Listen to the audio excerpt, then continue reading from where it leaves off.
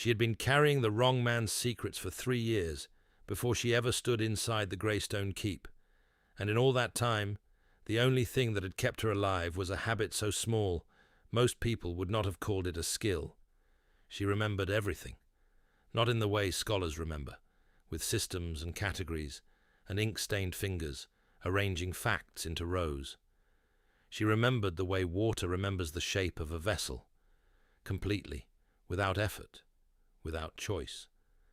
Every letter she had ever carried, every seal pressed into wax, every face that had opened a door and taken a package from her hands, every pause before a signature, every moment of hesitation that lasted slightly too long. She had been delivering letters since she was 15, and the year her mother died, and the fever took with it every arrangement that had kept the small house in the lower quarter of Ashenveil functioning as a home rather than a debt. Senara had not had time to grieve properly. She had had 3 days before the landlord came for his coin, and that urgency had in the end been its own kind of grace. It had left her no space to collapse into.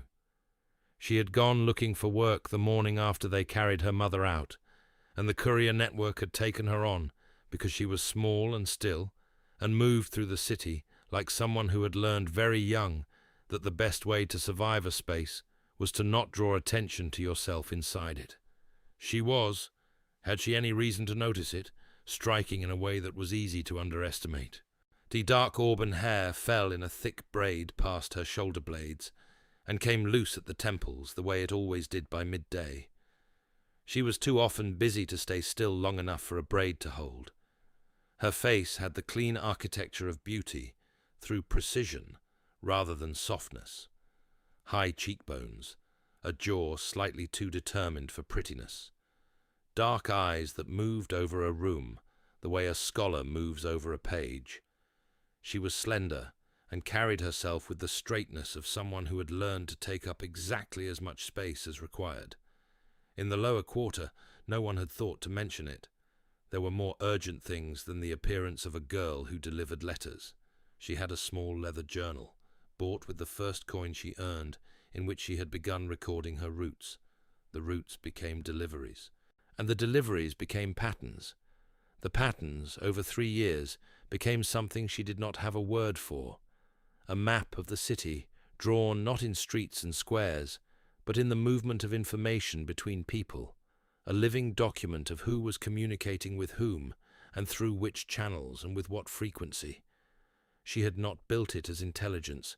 She had built it the way some people pressed flowers or collected river stones, because the world was a system, and she wanted to understand it. And understanding it made the uncertainty of living inside it fractionally more bearable. That journal was hidden in a flour barrel in her kitchen when they arrested her.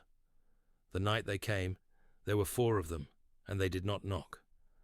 The door of her room came off the latch with one shoulder, and she had half a second of candlelight, and then rough hands on both arms, hauling her up before she had fully registered what was happening, her chair clattering back against the wall, and her inkpot going over and spreading black across the floor like a stain that would never fully leave. She did not scream. She had learned when she was very young that screaming in the lower quarter brought no one to your aid and only told your attacker you were afraid. She went still instead and let them move her, and she kept her eyes open. The torches in the lower courtyard of the watchhouse burned sideways in the wind off the river. The cobblestones were wet, and her boots had a split in the left sole, and the cold came through it directly. The guard on her right arm gripped too tight. She would bruise across the bicep before morning, and the lieutenant walked ahead without looking back at her, which was its own kind of information. She noticed his cloak was mended at the left shoulder, with thread that did not quite match. She noticed that neither of the guards holding her would look directly at her face, which meant they were uncomfortable with the assignment, which meant someone above their rank had given the order. They were not entirely certain they were doing the right thing. That was useful. She was afraid. She knew this because her breathing had gone shallow, and her hands were cold in a way that had nothing to do with the night air.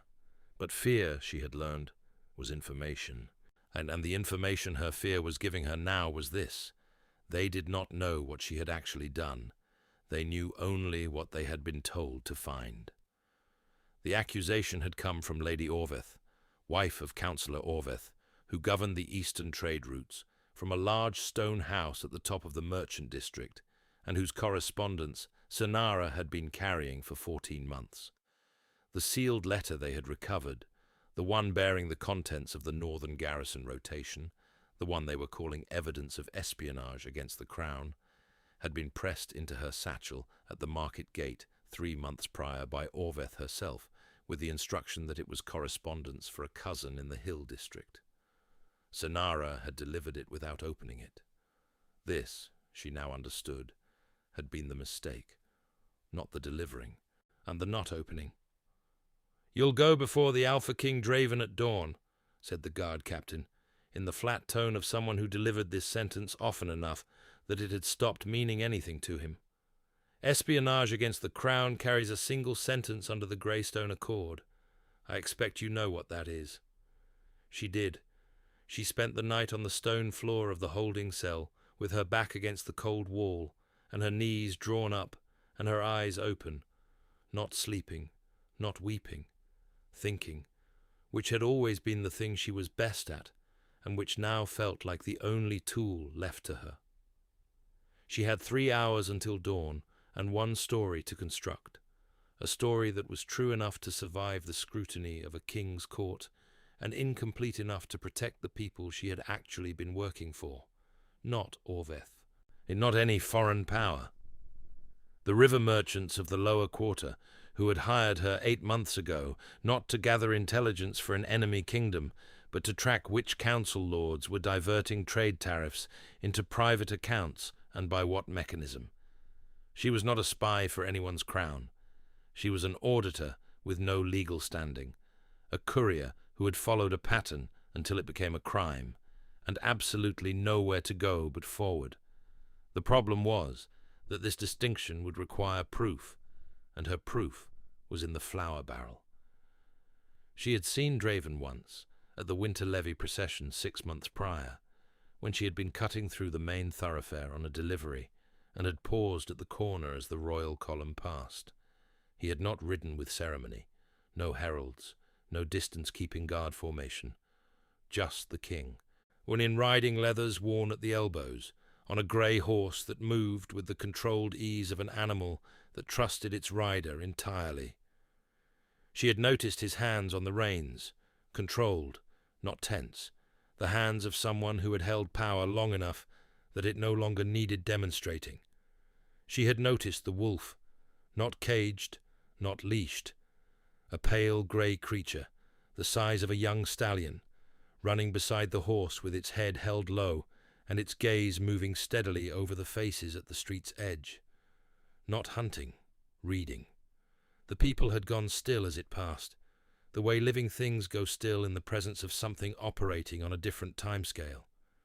Senara had watched until the procession was past, and then delivered her package and returned to work, and had not thought about the wolf again until now, which was not entirely true. In the lower quarter, no one named the wolf.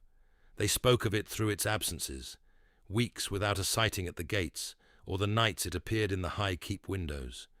Every courier understood without being told. It was not a pet and not a weapon.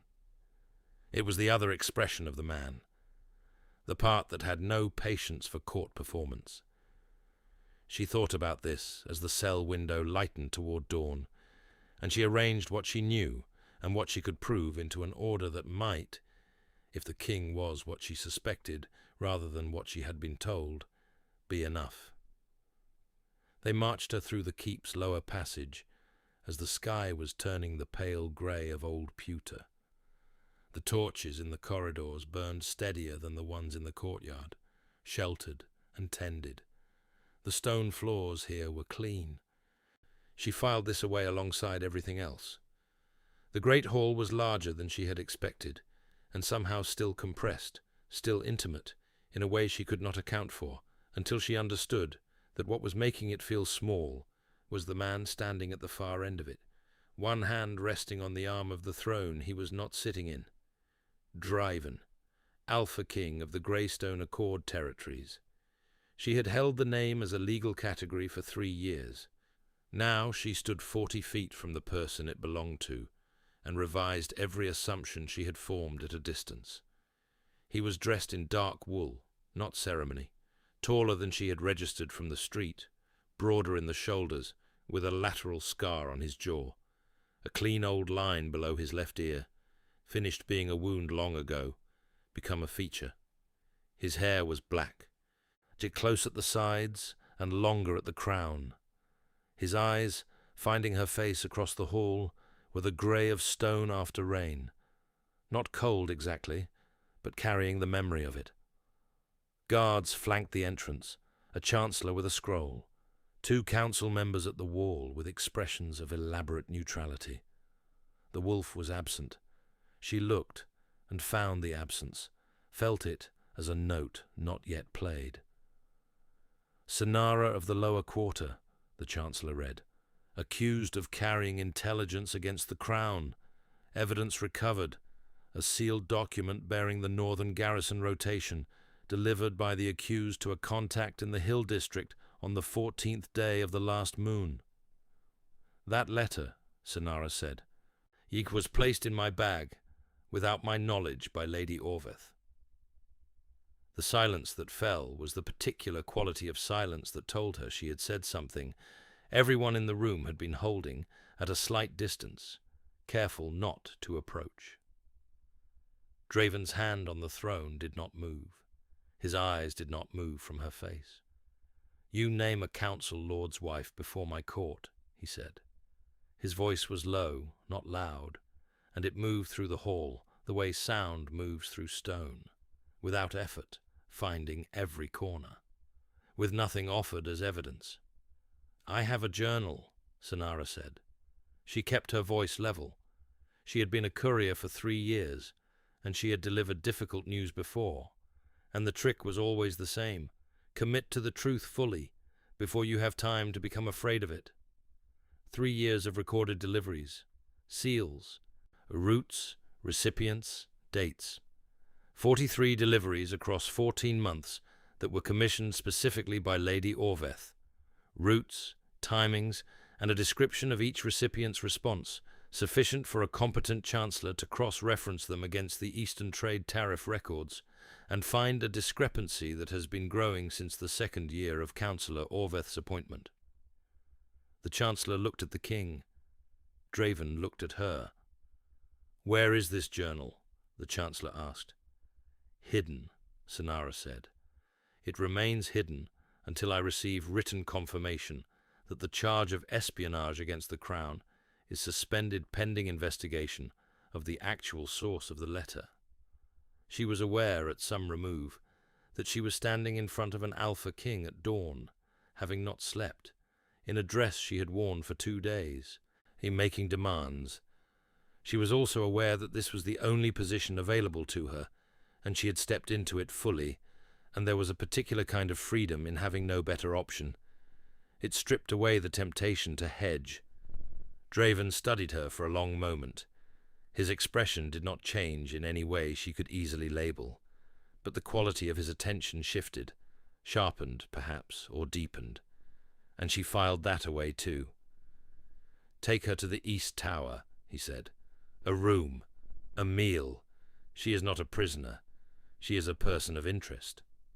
The East Tower room had a window that looked over the inner courtyard, and a bed with a wool blanket and a table with a single candle. Better than the cell. Better, if she was being honest, than her room in the lower quarter, where the window had no glass, and the cold came through the gap at the bottom of the door for 4 months of the year. She was given a meal twice a day. She was given access to the Keep's document room when she asked, which she asked for on the 2nd morning because doing nothing was a different kind of slow destruction, and she had always thought better with something concrete to examine. She did not see Draven. She saw evidence of him, through its residue, the way she had always studied any system. The food, arriving without her requesting specific things, but consistently avoiding the dried fish she had pushed aside on the first day. A second candle placed on her table when the first burned to a stub overnight, meaning someone had checked in the dark hours. A note in the document room, and in a hand she cross-referenced against court records, the king's own, noting where the materials she had asked for had been moved. She spent those days doing what she did with any system she wanted to understand, looking at it until it showed her its shape. The financial records were not complete. She would not have been given the full picture, but gaps were informative. The place's ledgers had been summarized rather than itemized. The years where the notation changed. The secondary shelf organized in a way that obscured more than it revealed. On the 7th evening, she was at her window watching the last light leave the courtyard when she heard it. Not a howl. Something lower. A sound that moved through the stone of the tower walls rather than over them, as if it originated at a frequency the building itself could hear. She leaned to look into the courtyard and found the pale shape below, moving along the inner wall with its head low and its enormous shoulders rolling with each step. It was not pacing. It was the movement of an animal thinking, which was distinct from an animal in distress.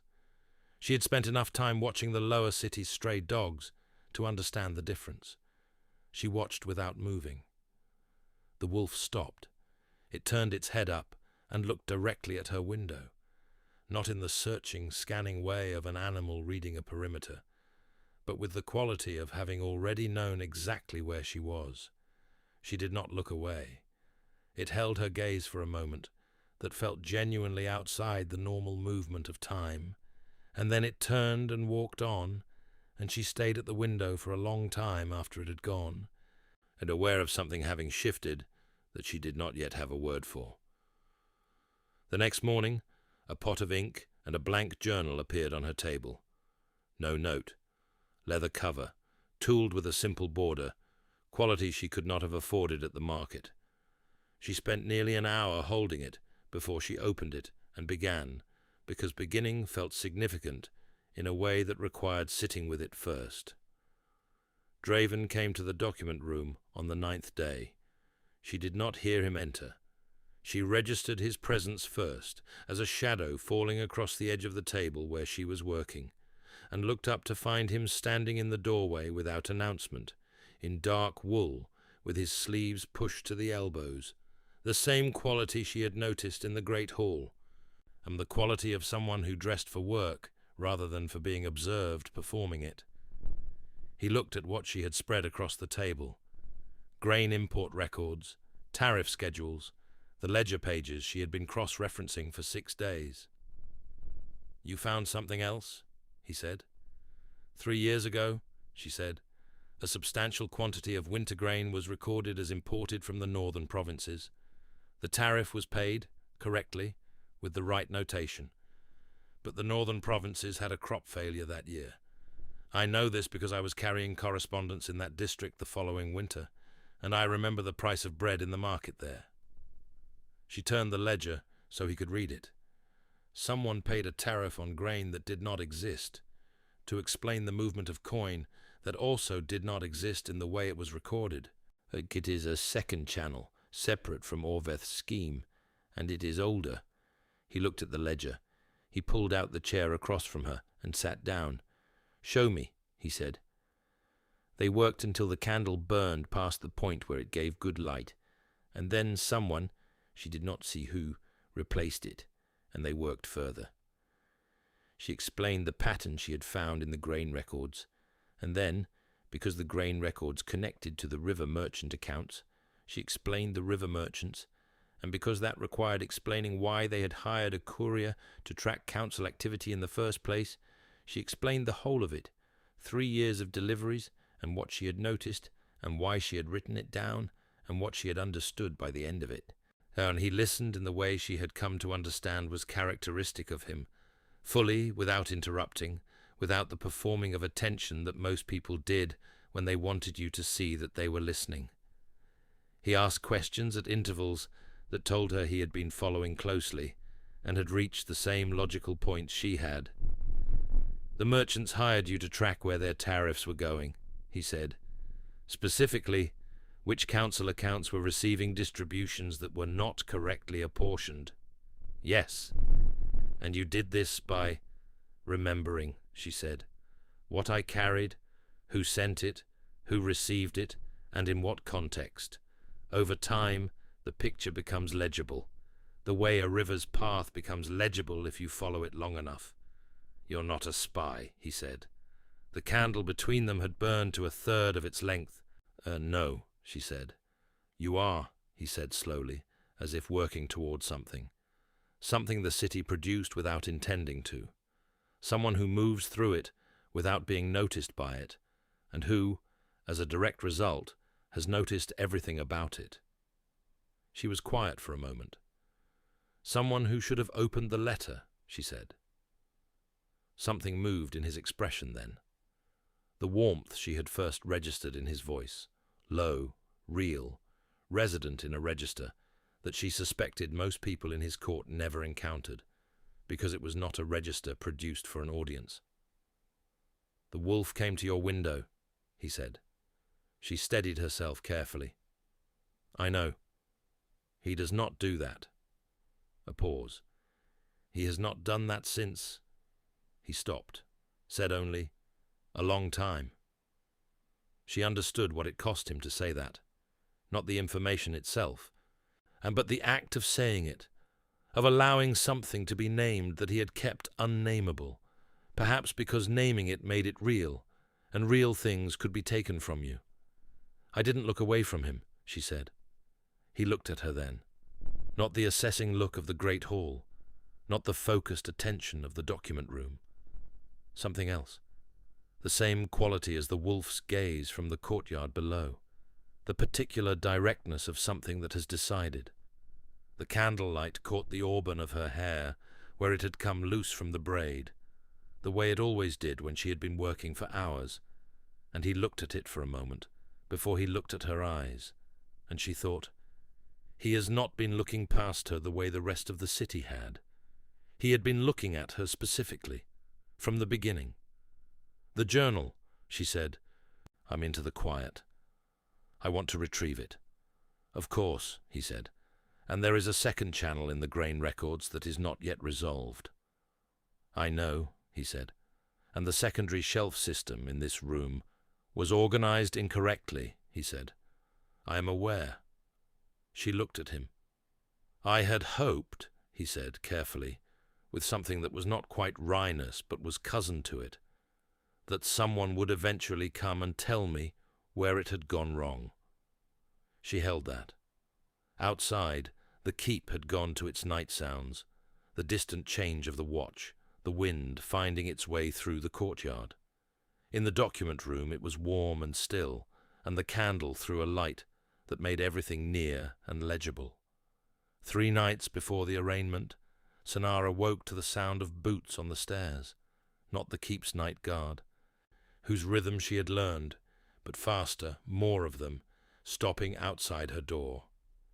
The door opened without a knock. 2 men in the grey and black of a council escort rather than the king's livery. One held a folded paper he did not offer her. Councillor Orveth requests your presence, he said. Councillor Orveth is under arraignment, Senara said, barefoot on the cold stone.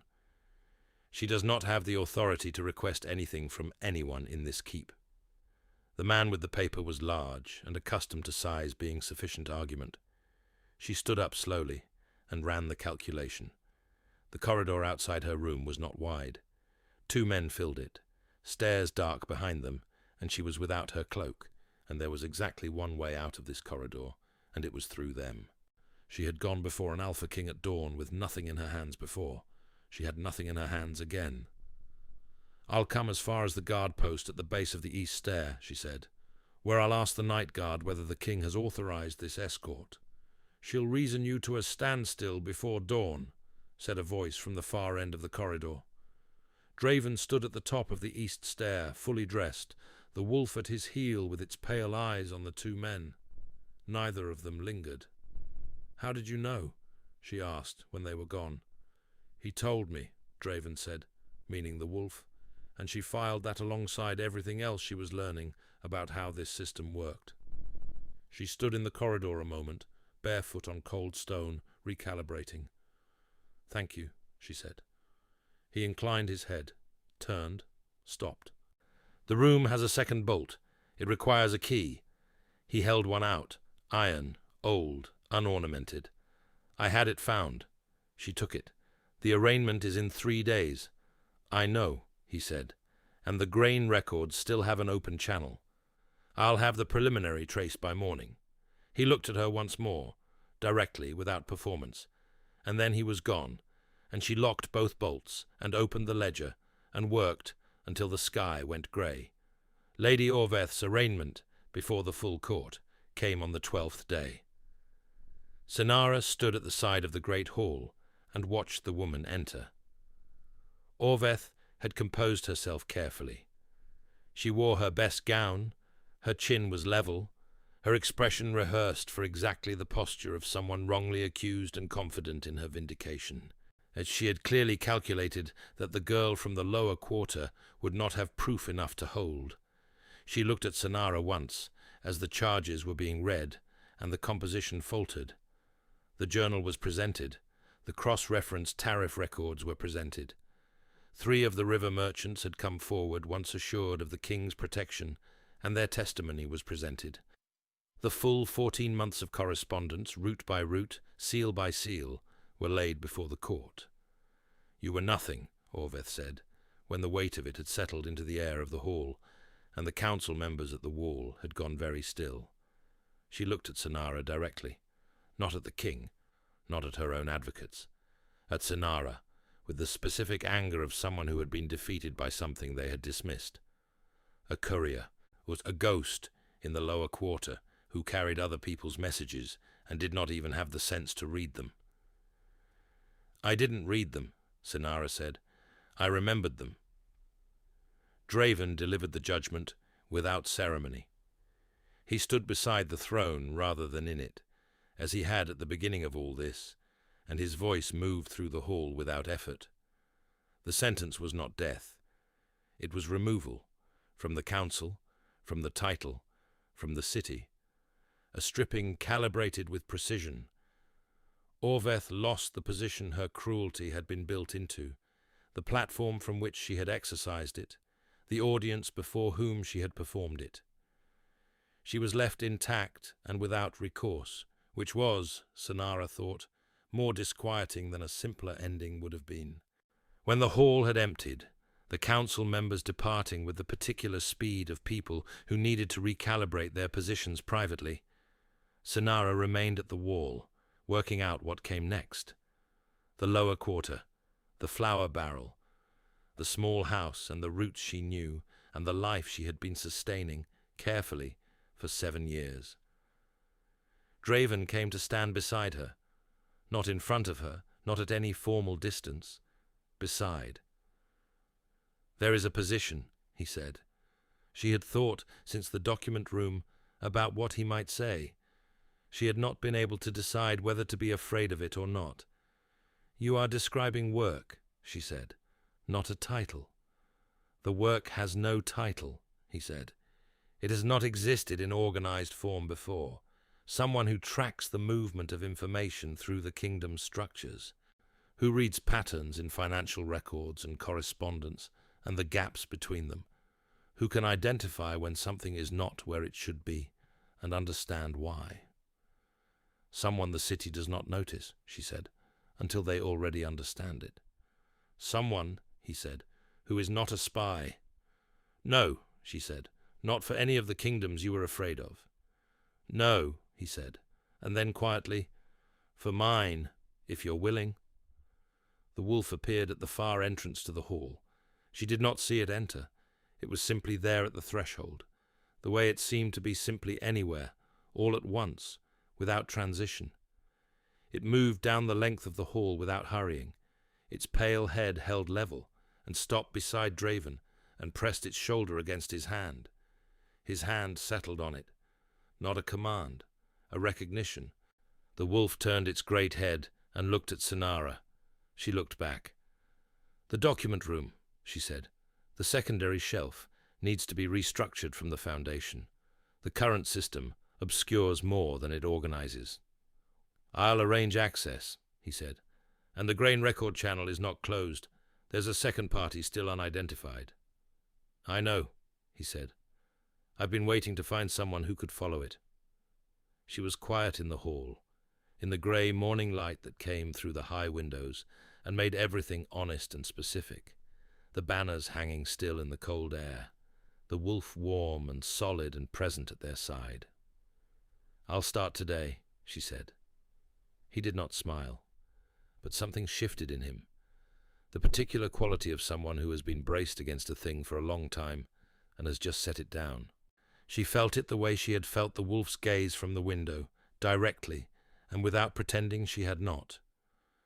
She retrieved her journal from the flour barrel that afternoon, carried it back through the lower quarter streets with the cold river smell in the air, climbed the steps of the Greystone Keep a second time, this time without guards. She sat at the desk in the document room, opened the blank journal Draeven had left her, picked up the pen. The secondary shelf needed restructuring from the foundation. The grain records needed a second full pass. The Eastern tariff pattern had at least one branch still untraced. There was enough work here to last years. Years of moving through the kingdom's system with her quality of stillness, finding the things everyone else had walked past. She had not been sent here as anyone's spy. She had arrived as herself, a woman from the lower quarter who remembered everything, who had been called nothing so many times she had learned to make the nothing useful, who had kept records not because anyone asked her to, but because the world was a system and she wanted to understand it. Outside, the city was beginning its morning. The wolf settled beside her on the stone floor without announcement, its great head on its paws, pale eyes closing slowly. And Senara opened the ledger to the page she had marked, dipped the pen, and began.